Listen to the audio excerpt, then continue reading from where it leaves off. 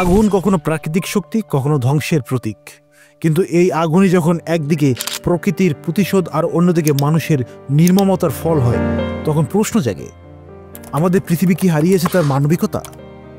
ক্যালিফোর্নিয়ার দাবানল আপনার চোখে জল এনে দেয়, কিন্তু গাজার ধ্বংসযজ্ঞ আপনাকে স্তম্ভ করে দেয়। একটি আগুন বনে জ্বলে, আর একটি আগুন মানুষের হৃদয়ে। কিন্তু এই দুটি আগুনের মধ্যে সবচেয়ে বড় পার্থক্য কি? এই গল্প কেবল ধ্বংসের নয়, এর প্রশ্ন তোলে আমাদের ভূমিকা নিয়ে। আমরা কি এই আগুন নেভাতে পারি, নাকি এই ধ্বংসের অংশ হয়ে যাচ্ছি? আমেরিকার একটি সংস্থা ইমার্জেন্সি রেসপন্স টিম, সংক্ষেপে ERT, এর পক্ষ থেকে গত বছর একটি মিডিয়া সাক্ষাৎকারে বলা হয়েছিল যে 2025-এর জানুয়ারি থেকে গাজার লোক জাহান্নাম দেখবে। শুধু তাই না, গাজাকে জাহান্নাম বানানোর জন্য জো বাইডেন সরকার গত 1 বছরে ইসরায়েলকে দিয়েছে প্রায় $22 কোটি। এমনকি 2024-এর মাঝামাঝি সময়ও এই গাজাকে নরক বানানোর জন্য প্রায় 50,000 টন অস্ত্র এবং গোলাবারুদ দিয়েছে বাইডেন সরকার।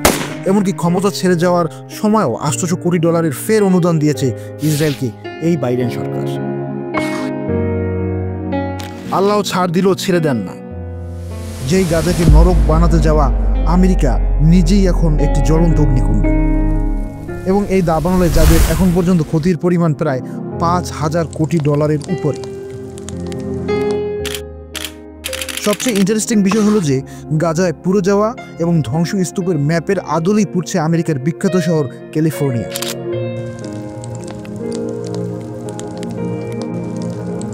7 জানুয়ারি 2025, মাত্র কয়েক ঘন্টার ব্যবধানে এই দাবানল মাত্র 20 একর জায়গা ছড়িয়ে পড়ে।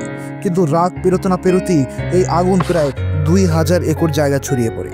আর এখন এর আয়তন প্রায় 30,000 ফুটবল মাঠেরও সমান এবং তারও বেশি, যা পুরোটাই ধ্বংসস্তূপের নগরী। পৃথিবী ধ্বংস নিয়ে নামি দামি হলিউড অভিনেতা অভিনেত্রীরা যে কাল্পনিক সিনেমা বানায়, তারই একটি বাস্তব চিহ্ন যেন এক টুকরো লস অ্যাঞ্জেলেস।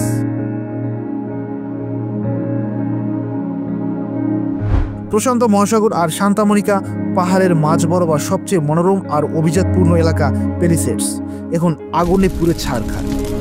পাহাড় আর সমুদ্রকে দুই পাশে রেখে আগুন এগিয়ে যাচ্ছে তার আপন গতিতে। এই পথের মধ্যে থাকা 12,000 ঘরবাড়ি কোনো অস্তিত্বই নেই। এমনকি এই দাবানল যেদিকে যাচ্ছে তার পথে প্রায় আরও 80 লাখ মানুষের বসবাস। আগুন নিভানো তো দূরের কথা, আক্রান্ত এলাকায় হেলিকপ্টার নিয়ে যাওয়াই এখন দুষ্কর হয়ে পড়েছে। পুরো শহর যেন একটি ছায়ের স্তূপ। মানুষজন কোনো রকম জীবন নিয়ে যে যার মতো নিরাপদ আশ্রয়ে ছুটছে।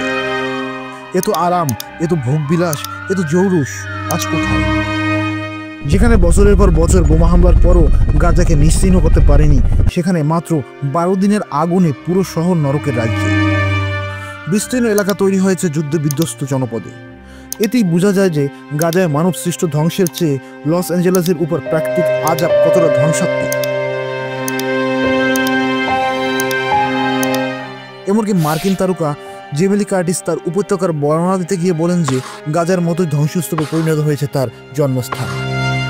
কিছুদিন আগে গাজায় যুদ্ধবিরতির ব্যাপারে সিদ্ধান্ত আসলে গাজার মানুষ আনন্দে আত্মহারা হয়ে একটি কথাই বলতে শোনা গেছে, তা হলো আমরা এটা শান্তিতে ঘুমাতে চাই, আমরা নিজ ভূমিতে থাকতে চাই। তাহলে একবার ভাবুন যে লোকগুলো কতদিন না ঘুমিয়ে থেকে নিজের চোখের সামনে নিজের পরিবারকে শেষ হয়ে দেখেছে।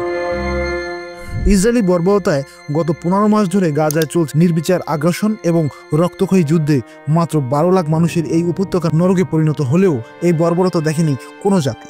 কিন্তু এত কিছুর পরেও নিজ ভূমি ত্যাগ করার কথা তাদের চিন্তাই আসেনি।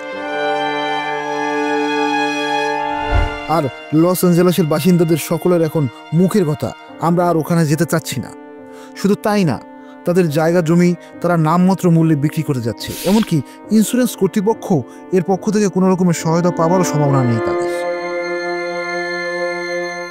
পবিত্র কোরআনে ও হাদিসে এমন অগ্নিকাণ্ডের ব্যাপারে বারবার বলা আছে যে শেষ জমানায় এরকম দাবানল প্রায় হবে। মহানবী হযরত মুহাম্মদ সাল্লাল্লাহু আলাইহি সাল্লাম বলেছেন, ততদিন পর্যন্ত কিয়ামত কায়েম হবে না যতক্ষণ পর্যন্ত হিজাজের জমিন থেকে এমন আগুন বের হবে না যা বর্ষার উটগুলোর গর্দান আলোকিত করে দিবে। শুধু তাই নয়, এই দাবানল মানুষের কৃতকর্মের ফল। হাদিসের আলোকে জানা যায় আগুন আযাব হয়ে আসে, আবার কখনো এটি অপমৃত্যুরও কারণ হতে পারে। মানুষ আর প্রকৃতির মধ্যে এক অদ্ভুত সম্পর্ক। প্রকৃতি আমাদের জীবন দেয়, আবার ক্রোধও দেখায়। কিন্তু মানুষ যদি নিজের হাতে ধ্বংস ডেকে আনে তখন সেই ক্ষতি হয় আরও নির্মম, আরও অমানবিক। প্রকৃতির আগুন শেখায় কিভাবে আমরা আমাদের পরিবেশ রক্ষা করতে পারি, কিন্তু যুদ্ধের আগুন আমাদের মনে করিয়ে দেয় যে কিভাবে মানুষ মানুষের বড় শত্রু হয়ে উঠতে পারে। আগুন সবসময় ধ্বংস ডেকে আনে, কিন্তু একটি আগুন আমাদের মনে করিয়ে দেয় আমরা প্রকৃতির কতটা অসহায়। অন্যটি আমাদের শিখিয়ে দেয় মানুষ নিজের লোভ আর ঘৃণায় কতটা নির্মম হতে পারে।